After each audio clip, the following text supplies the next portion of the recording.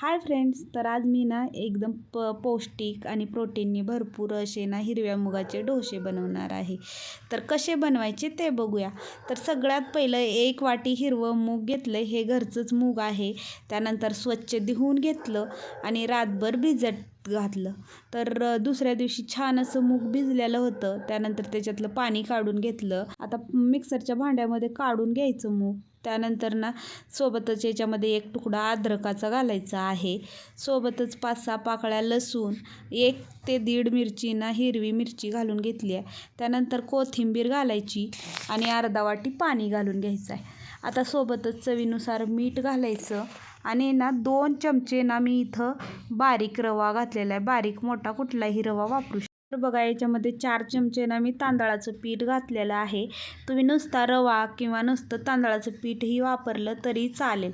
त्यानंतर मिक्सरला फिरवून घेतलं आणि स्मूथ असं बेटर तयार करून घेतलं. तुम्ही बघू शकता बेटर किती पातळ आहे. तर एक 10 मिनटं ठेवून द्यायचं आणि 10 मिनटानंतर तुम्ही बघू शकता बेटर छान असं फुललेलं होतं आणि ना थोडंसं घट्ट झालं. त्याच्यामुळं ना थोडंसं पाणी घालून घेतलं.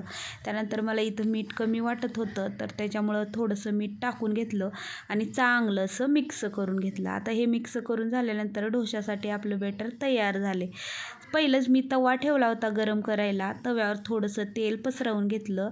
त्यानंतर ना याच्यावर पातळ असा डोसा पसरवून घेतला. आता तुम्ही बघू शकता डोश्याला छान अशी जाळी पण सुटायला लागल्या. वरून थोडंसं तेल सोडून घ्यायचं म्हणजे ना छान असा डोसा उठला जावा त्याच्यासाठी. आणि बघू शकता 1-2 मिनटं खालून छान लालसर होईपर्यंत, कुरकुरीत होईपर्यंत डोसा भाजून घेतला. त्यानंतर ना याला पलटी मारून घ्यायचा आहे. बघू शकता वरल्या साईडने छान असा डोसा भाजलेला आहे.